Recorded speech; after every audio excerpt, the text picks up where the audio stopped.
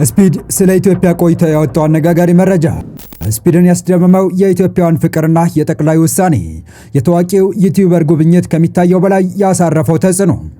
ጠቅላዩ ከመመለሳቸው ጅቡቲ ትልቅ ስህተት ሰራች።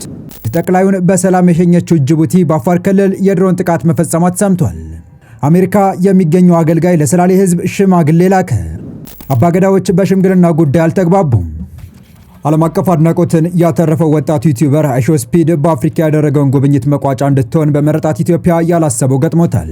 ወጣቱ ተጽዕኖ ፈጣሪ ስፒድ በኢትዮጵያ የገጠመው አቀባበል በፍቅር እንዲወድቅ ከማድረግ አልፎ በድጋሚ ለመምጣት እንዲወስን ያደረገው ሲሆን ጉብኝቱን አጠናክሮ ከተመለሰ በኋላ ስለ ኢትዮጵያ ቆይታው አነጋጋሪ መረጃ አውጥቷል። በአዲስ አበባ ቆይታው ስፒድን ያስደመመው የኢትዮጵያን ፍቅርና የጠቅላይ ውሳኔ በርካቶችን እያነጋገረ ሲሆን በድጋሚ ለመምጣት የወሰነበት አጋጣሚና የአፍሪካ ሪከርዱን በሰበረበት የቀጥታ ስርጭት ከሚታየው በላይ ስላሳረፈው ተጽዕኖ የተሰሙ ያልተነገሩ መረጃዎችን ይዘናል። በዝርዝር ትሰሙታላችሁ። በሌላ በኩል ደግሞ ከቀናት በፊት ጠቅላይ ሚኒስትር አብይን ተቀብላ ያስተናገደችው ጅቡቲ የኢትዮጵያን ድንበር ጥሳ በመግባት ጥቃት መፈጸሟ ተሰምቷል።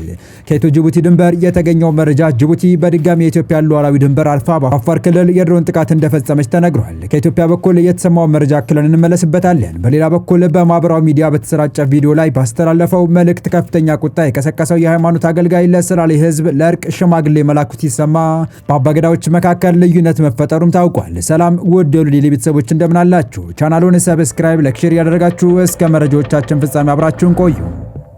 እንኳን አደረሳችሁ። ልዩ የሆነ የቅናሽ አማራጭ በሜሪት ፕሮፐርቲስ ቀርቦላችኋል። በመሃል ፒያሳ ወዳጅነትና አራዳ ፓርክ ፊት ለፊት እያስገነባ ባለው የመኖሪያ ህንጻ ባለ 1፣ ባለ 2 እና ባለ 3 መኝታ ቤት በ10 በመቶ ቅድመ ክፍያ ይዞላችሁ መጥቷል። 65 በመቶ ቀድሞ ለሚከፍሉ 35 በመቶ ልዩ ቅናሽ አመቻችቷል። በቡድን ወይም በቤተሰብ ሆነው ለሚመጡ ደግሞ ልዩ የቅናሽ ፓኬጆች አዘጋጅተናል። ይህን ዕድል ለመጠቀም በ0956 56 57 59 መደወል በቂ ነው። ዓለም አቀፍ አድናቆትን ያተረፈው ወጣት ዩቲዩበር አይሾስፒድ በአፍሪካ ያደረገው ጉብኝት መቋጫ እንድትሆን በመረጣት ኢትዮጵያ ያላሰበው ገጥሞታል። ወጣቱ ተጽዕኖ ፈጣሪ ስፒድ በኢትዮጵያ የገጠመው አቀባበል በፍቅር እንዲወድቅ ከማድረግ አልፎ በድጋሚ ለመምጣት እንዲወስን ያደረገው ሲሆን ጉብኝቱን አጠናክሮ ከተመለሰ በኋላ ስለ ኢትዮጵያ ቆይታው አነጋጋሪ መረጃን አውጥቷል። በአዲስ አበባ ቆይታው ስፒድን ያስደመመው የኢትዮጵያውያን ፍቅርና የጠቅላይ ውሳኔ በርካቶችን እያነጋገረ ሲሆን በድጋሚ ለመምጣት የወሰነበት አጋጣሚና የአፍሪካ ሪከርዱን በሰበረበት የቀጥታ ስርጭት ከሚታየው በላይ ስላሳረፈው ተጽዕኖ ብዙ መረጃዎች እየወጡ ነው። አይሾስፒድ ኢትዮጵያ የነበረው ቆይታ በ20 ሰዓታት ውስጥ ከ9 ሚሊዮን በላይ ሰው በዩቲዩብ ቻናሉ ተከታትሎት በጠቅላይ ሚኒስትር አብይ አህመድ ልዩ ክትትል የተገነባውን የከተማዋን ኮሪደር ልማት የዓለም ሕዝብ አይቶታል። በዚህ የዩቲዩበሩ የቀጥታ ስርጭት መካከል ኢትዮጵያ የሚለው ስም ከ8.3 ሚሊዮን ጊዜ በላይ ተጽፏል፣ ሪፖስት ተደርጓል። በርካቶች አይሾስፒድ ወደ ኢትዮጵያ ሊመጣ ነው ሲባል ነገሩን ቀለል በማድረግ ስፒድ የሚባል ተራ ዩቲዩበር መምጣትና መቅረት አሳሳቢ አይደለም በሚል ጉዳዩን ችላ ቢሉትም የወጣቱ አጭር ቆይታ ግን በቁጥር ሊገለጹ የማይችሉ በርካታ ሁነቶችን ለዓለም ማህበረሰብ አሳይቷል። በአንዳንድ ታዋቂ ሰዎች ጭምር ተራ የተባለው ግለሰብ ኢትዮጵያን በመርገጡ ኢትዮጵያ ለዓመታት አግኝታ የማታውቀውን የሚዲያ ሽፋን በሶሻል ሚዲያው አግኝቷል። ስፒድ በኢትዮጵያ በቆየባቸው ሰዓታት በአጠቃላይ በፌስቡክ፣ ዩቲዩብ፣ ኤክስ፣ ቲክቶክ የተለያዩ ዌብሳይቶች ብቻ ያውም ፕራይቬት ባልሆኑት ኢትዮጵያ የሚለው ስም ከ8.3 ሚሊዮን ጊዜ በላይ ተጽፏል፣ ሪፖስት ተደርጓል። በሰዓታት 172,000 ጊዜ ማለት ነው። ያውም እያንዳንዱ ኮሜንት ተቆጥሮ አይደለም። ይህ ቁጥር በቀናት ውስጥ ከ20 እስከ 50 ሚሊዮን ይደርሳል። ኢትዮጵያ አገር ወንዝ የማያውቅ ብዙ ሺዎች ተዋውቀዋታል። ይህ ብዙዎች ቢመኙትም የማገኙት ትልቅ ዕድል ነው። ያደጉት ሀገራት በሚሊዮን የሚቆጠር ዶላር በጅተው እንደ ስፒድ ያሉ ዓለም አቀፍ ተጽዕኖ ፈጣሪዎች ወደ ሀገራቸው በመጋበዝ የቱሪዝም እንቅስቃሴዎችን ለማነሳሳት እንደሚሰሩ የሚታወቅ ሲሆን በተለያዩ መንገዶች በሚኒስትሪ ሚዲያው ጭምር ኢትዮጵያ የብጥብጥ ማዕከል ሆናለች በማለት የጉዞ እቅድን ሰርዞ እግሩን የሰበሰበ ቱሪስት ይህንን ቪዲዮ ካየ በኋላ በውሳኔው መጸጸቱ አይቀርም። ከዚሁ ጋር ተያይዞ የወጣቱን የአንድ ቆይታ ለኢትዮጵያ ያስገኛቸውን ስኬቶችና የከፈታቸው የድል በሮች አስመልክቶ የግምገማ ሀሳባቸውን ያጋሩ አስተያየት ሰጪዎች እንደሚሉት በዚህ ሁሉ እልቂት፣ ረሃብ፣ የዲፕሎማሲ ንትርክ ስናልፍ እንኳን በ48 ሰዓት ይቅርና በ48 ቀን ይህን ያህል ስማችንን ያነሳ የለም። ያነሷትም ካሉም ያነሷት ያው በመከራዋ ነው ይሉና ይሄ ሁሉ ጫጫታ አንድ ጉርሻ ጨመረልን ወይ የሚኖር ግልጽ ነው ወዳጄ። የተቦካ ሊጥ እንኳን በሰዓት ውስጥ እንጀራ አይሆንም። በዚህ አጋጣሚ አበዳሪያችን ረጃችን ከፈለገችም ዘመናዊ ገዣችን ከዓለም ሁለተኛ ግዙፍ የኢኮኖሚ ባለቤት ቻይና ባለፈ ኤፕሪል 25 በዚህ ተራ ልጅ ተጎብኝታ ነበር። ለምዕራቡ ዓለም የቴክኖሎጂ ከፍታዋን በእርሱ በኩል አሳይታ የተመራባትን ፕሮፓጋንዳ ከወጣቱ ልብ ንደዋለች በማለት ነው የሶሻል ሚዲያውና እንደ ስፒድ ያሉ ዓለም አቀፍ ዘርፋዊ ተወዳጅነት ያላቸው ወጣቶች የዓመታትን የውሸት ቀንበር በመስበር ረገድ ከፍተኛ ሚና እንዳላቸው ያስረዱት።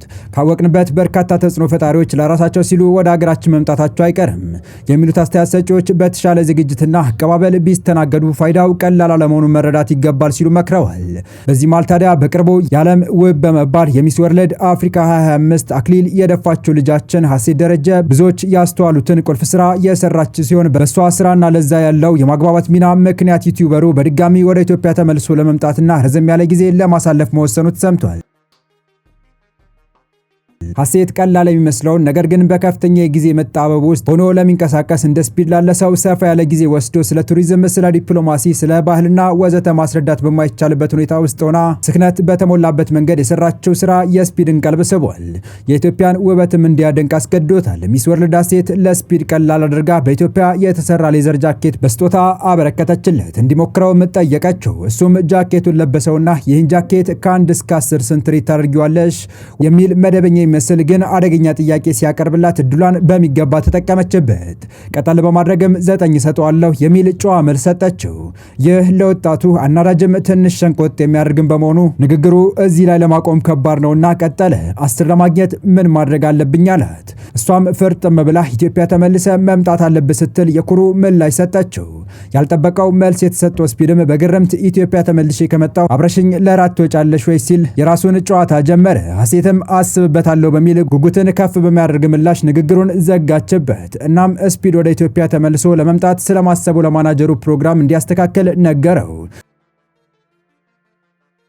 ይህ ሶፍት ዲፕሎማሲ ይባላል። ነገሮችን በተለመደውና አሰልቺ በሆነ ሁኔታ ፕሮቶኮል ተጠባብቆ ትልቅ ቢሮ ውስጥ ወይም ዘመናዊ መናፈሻ ውስጥ ሳይሆን እንደዚህ እንደ ዘበት የሚገኙ አጋጣሚዎችን በብልሃት መጠቀም ለሀገር ወሳኝ መሆኑን ሀሴት በተግባር አሳይታለችና ምስጋና ይገባታል ሲሉ በርካቶች አድናቆታቸውን እየሰጧት ይገኛሉ።